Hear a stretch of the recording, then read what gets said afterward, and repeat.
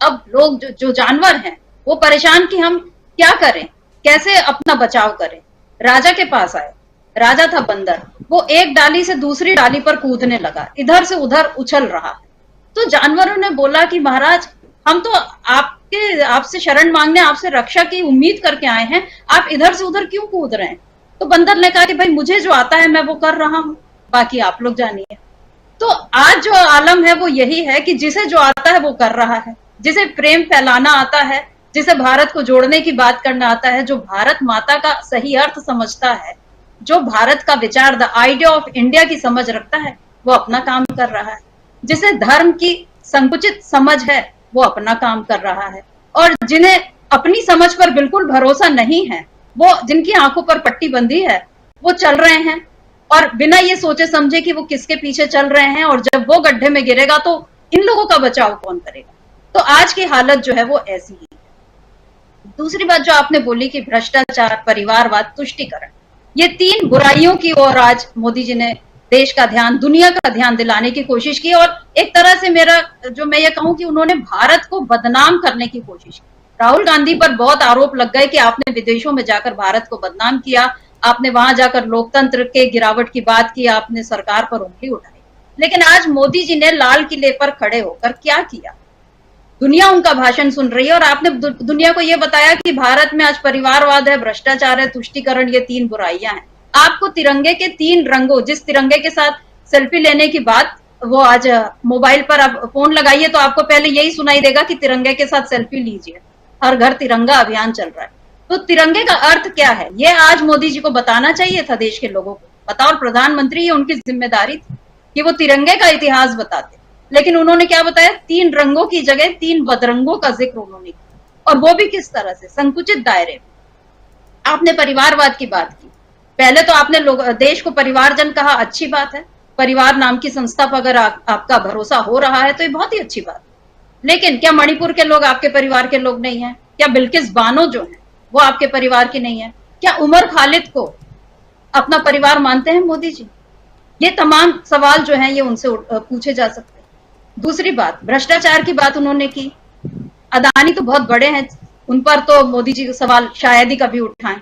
मोरबी के बारे में उनका क्या ख्याल है? उनके अपने गुजरात में मोरबी का जो पुल गिरा था चुनाव के ठीक पहले, और उसमें किस तरह भ्रष्टाचार की बात सामने आई, और ऐसे तमाम किस्से हैं भ्रष्टाचार के। व्यापम क्या है मध्य प्रदेश में, उस पर आप कुछ क्यों नहीं बोले? तो जो अमलेंदु जी ने मणिपुर की बात की, वही जो किस्सा जो है वो बहुत पहले से दोहराया जा रहा है बस्तर में और ऐसे तमाम आदिवासी क्षेत्रों में जो प्राकृतिक संपदा के धनी क्षेत्र हैं, वहां किस तरह नक्सलवाद जो है उसको खड़ा करके औद्योगिक घरानों को पूरी छूट दे दी गई कि आप यहाँ पे लूट मचाओ, और आदिवासियों को उनके ही जमीन से बेदखल करने की कोशिश की। मोदी जी कह रहे हैं कि मणिपुर में अगर कुछ होता है तो उसका दर्द महाराष्ट्र में होता है, तो ये दर्द उनके दिल से होकर क्यों नहीं गुजरा? मेरा सवाल ये, क्या मणिपुर के दर्द को समझने में उनको 3.5 महीने का लंबा वक्त लग गया? तो फिर वो किस बात के प्रधानमंत्री हैं? किस तरह वो अपने आप को प्रधान सेवक कहते हैं अगर उसे अपने मालिक की चिंता नहीं है? मणिपुर में अगर एकता की बात अगर वो कर रहे हैं तो क्या आज वो ये दावा कर सकते हैं कि अब कुकी और मैतेई लोगों के बीच में कोई मतभेद नहीं है, कोई उनके बीच में दीवार नहीं खड़ी हुई है? जिस नफरत की दीवार की बात आपने की, मैं ये मान रही हूं कि उसको धर्मांधता, सांप्रदायिकता, जातिवाद, ये तीन बुराइयां हैं, इनसे मोदी जी ने मजबूत करने की कोशिश की, उस दीवार को और बढ़ाया। वो चाहते तो इसके खिलाफ बोल सकते थे। अगर रामेश्वर को राहुल गांधी अपने घर खाने पे बुला सकते, तो क्या मध्य प्रदेश के उस आदिवासी युवक को मोदी जी अपने घर बुलाकर उसी सम्मान के साथ खाना खिला सकते हैं? पैर धोने जैसे पाखंड की जरूरत नहीं है, आप उनको अपने बराबर में बैठा के खाना खिला सकते हैं उसी प्रेम से। ये एक सवाल है मोदी जी से। और तुष्टीकरण की बात जो वो कर रहे हैं, तो ये तुष्टीकरण क्या शमशान और कब्रिस्तान की बात करने और कपड़ों से पहचान करने जैसे भाषणों में भी नहीं खोजा जाना चाहिए? मोदी जी कई बार अति आत्मविश्वास का शिकार तो वो लगते ही हैं, वो अपने ही शब्दों के बुने जाल में बुरी तरह फंस जाएंगे। ये खतरा जो है उन्हें समझ लेना चाहिए, उनके सलाहकारों को समझ लेना चाहिए जो उनको ये सलाह देते रहते हैं कि नहीं साहब आप बहुत अच्छा बोल रहे हैं और आप करते रहिए। तो कई बार जो होता है ये अति आत्मविश्वास जो है, दुनिया में बड़े बड़े शहंशाह जो हैं इसी आत्मविश्वास के कारण जो है, अति आत्मविश्वास के कारण खत्म हो गए, और इस तरह खत्म हुए कि उन लेना भी लोगों ने पाप समझने लगा। दुनिया में अभी ऐसे देश हैं जहां पर इस तरह की सोच रखने वाले लोगों को अभी नफरत की नजर से देखा जा सकता है। तो ये मोदी जी को तय करना है कि 10 साल प्रधानमंत्री रहने के बाद उनका नाम इतिहास में, भारत के इतिहास में किस तरह दर्ज हो। वो अतीत जीवी हैं और वो भविष्य की बात करते हैं, लेकिन वर्तमान से आंखें चुराते हैं। पुरानी बातें करेंगे, 100 साल 1000 साल पुराने भारत में क्या हुआ था और 1000 साल बाद, इसकी बात मोदी हैं।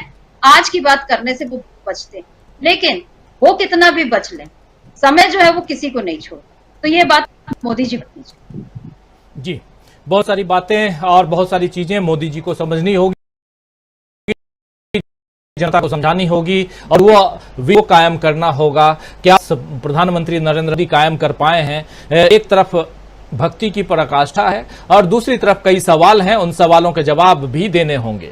भक्ति की पराकाष्ठा की बात इसलिए कर रहा हूं कि कई लोग हैं जो अंधभक्ति में बिल्कुल उनको जो कुछ समझा दिया जाए, चाहे वो प्रधानमंत्री नरेंद्र मोदी के लिए हो या वो किसी और नेता के लिए हो, लेकिन जब आप वोट देने जाते हैं तो आपको ये तो समझना पड़ेगा कि ये नेता हमारे लिए, हमारे देश के लिए, हमारे परिवार के लिए, हमारी मिट्टी के लिए क्या कुछ कर रहा है। अगर ऐसा है तभी आप वोट दीजिए।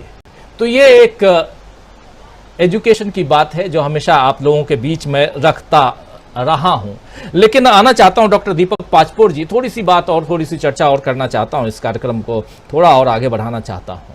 प्रधानमंत्री नरेंद्र मोदी पर ही आधारित ये कार्यक्रम कर रहे हैं हम लोग, और सबसे बड़ी बात कि आज का दिन बहुत इंपॉर्टेंट डे है, इसलिए भी क्योंकि आज आज़ादी का जश्न मना रहे हैं हम, और उसमें भी एक बात प्रधानमंत्री कह रहे थे कि अमृतकाल का ये पहला साल है। ये भी भाषण में आप सुने होंगे। ये अमृतकाल का कितना साल और चलेगा, ये तो पूछा जाएगा मोदी जी से। ये पहला साल है। 75 साल अमृतकाल 75 साल में मनाते हैं, 76 साल 76वीं वर्षगांठ है, 77वां यानी 77th इंडिपेंडेंस डे है। मनाते रहिए आप 2047 तक, लेकिन आप अभी 2047 की ही बात कर रहे हैं। वर्तमान की बात आप नहीं कर रहे हैं, भविष्य की ही बात कर रहे हैं। भविष्य की चिंता सबको है, लेकिन क्या ये उलझाने वाली चिंता आप नहीं रख रहे हैं। आप जब 1947 का जिक्र करते हैं तो भारत कैसा था ये कहते हैं, और